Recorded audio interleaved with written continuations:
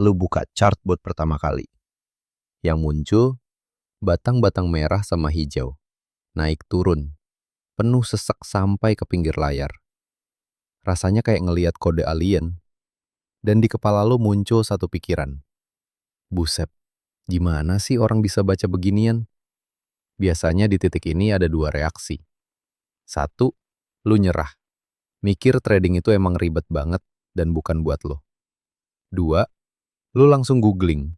50 pola candlestick wajib hafal. Nyimpen gambarnya, terus malah tambah pusing. Padahal, dan ini yang bikin banyak pemula stuck bertahun-tahun.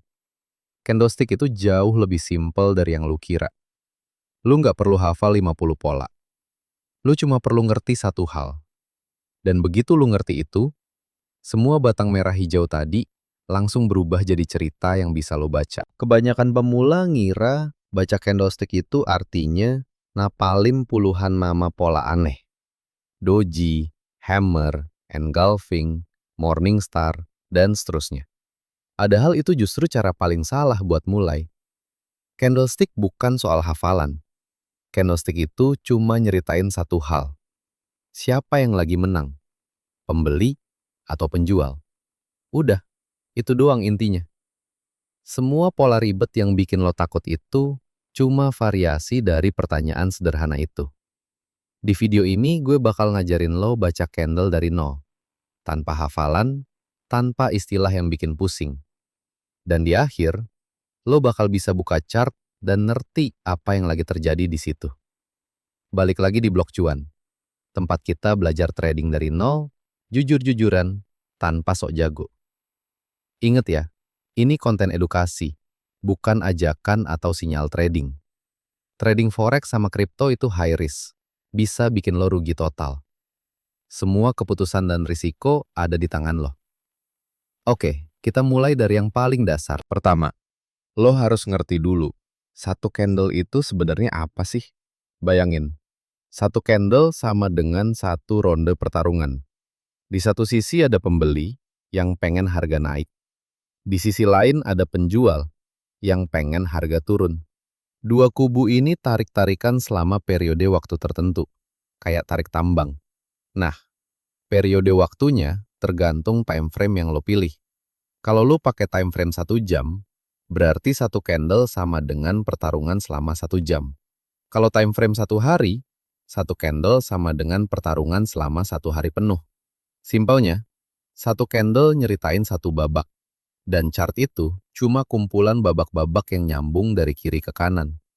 Dan tiap candle nyimpen 4 informasi harga. Ini fondasi yang wajib lo pegang. Harga pas ronde mulai, namanya open. Harga pas ronde selesai, namanya close. Harga tertinggi yang sempat kesentuh, namanya high. Dan harga terendah yang sempat kesentuh, namanya low. 4 angka itu, buka, tutup, tertinggi, terendah. Itulah yang dibungkus rapi jadi satu batang candle. Sekarang kita bedah bentuknya biar lo bisa baca. Oh iya, satu hal yang sering bikin pemula bingung. Candle yang paling kanan, yang paling baru, itu biasanya masih hidup, masih kebentuk, belum selesai. Bentuknya masih bisa berubah-ubah sampai rondenya kelar.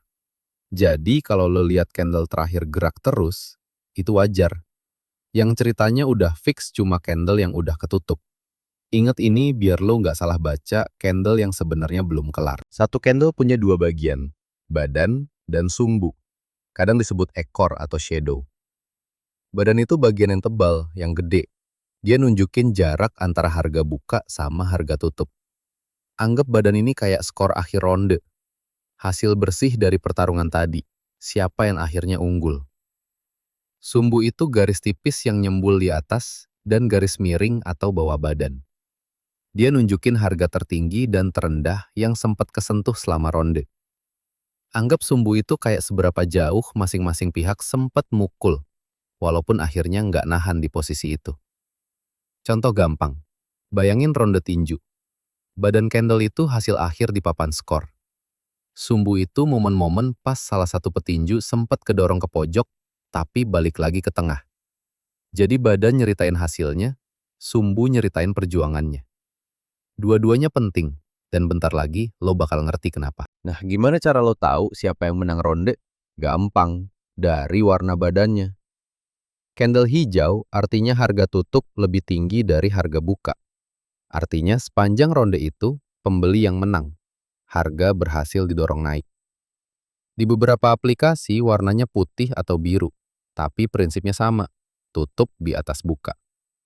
Candle merah artinya kebalikannya. Harga tutup lebih rendah dari harga buka. Penjual yang menang, harga kedorong turun. Kadang di cat lain warnanya hitam, tapi tetap sama maknanya. Jadi cukup dari warna doang, lo udah bisa baca hasil satu ronde. Hijau berarti pembeli menang, merah berarti penjual menang. Segampang itu. Lo bahkan belum perlu ngapalin apa-apa dan udah bisa baca separuh ceritanya. Sekarang, bagian yang bikin candlestick beneran powerful.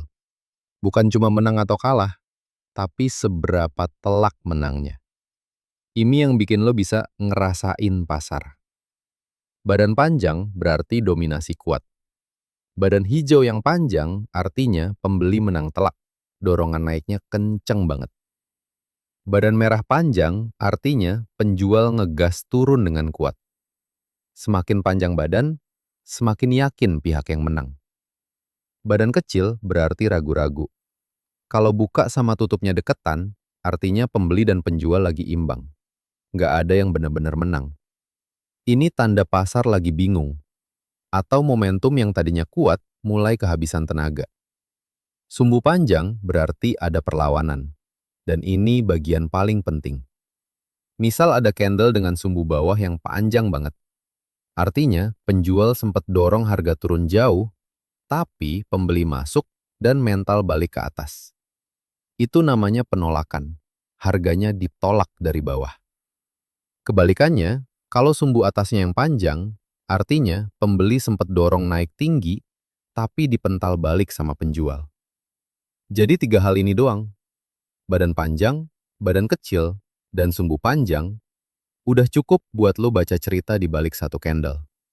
Belum perlu satupun nama pola. Biar makin kebayang. Bayangin ada level harga tertentu yang tiap disentuh dari bawah, selalu bikin candle punya sumbu bawah yang panjang. Itu tandanya di area itu banyak pembeli yang siap masuk. Tiap harga turun ke situ, langsung dipental balik naik. Lo nggak butuh nama pola buat baca itu. Lo cukup lihat sumbunya dan tanya satu hal. Siapa yang mental balik di sini? Coba sekarang kita gabungin jadi cerita utuh. Bayangin lo lihat urutan candle kayak gini di chart. Pertama, muncul candle hijau panjang. Berarti pembeli lagi kuat, harga naik kencang. Terus candle berikutnya badannya kecil, sumbunya nyembul ke atas sama ke bawah. Apa artinya? Momentum pembeli mulai ragu, penjual mulai berani ngelawan. Lalu candle ketiga muncul, merah panjang. Artinya apa? Penjual ngambil alih, dan dorongan naik yang tadi udah habis tenaganya. Nah, lo baru aja baca sebuah cerita. Pembeli kuat, terus mulai ragu, terus penjual ambil alih. Tanpa hafalin satu pun nama pola. Itulah inti dari baca candlestick. Nyusun candle jadi cerita. Dan ini penting banget gue tekankan. Gue di sini nggak lagi bilang kalau lihat ini lo harus jual atau harus beli. Candlestick itu buat ngerti apa yang lagi terjadi. Bukan tombol ajaib buat entry. Ini bahan mentah buat mikir, bukan sinyal jadi. Jangan pernah ada yang jual ke lo pola candlestick auto profit. Itu nggak ada.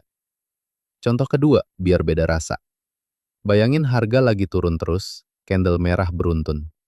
Terus tiba-tiba muncul satu candle dengan badan kecil, tapi sumbu bawahnya panjang banget.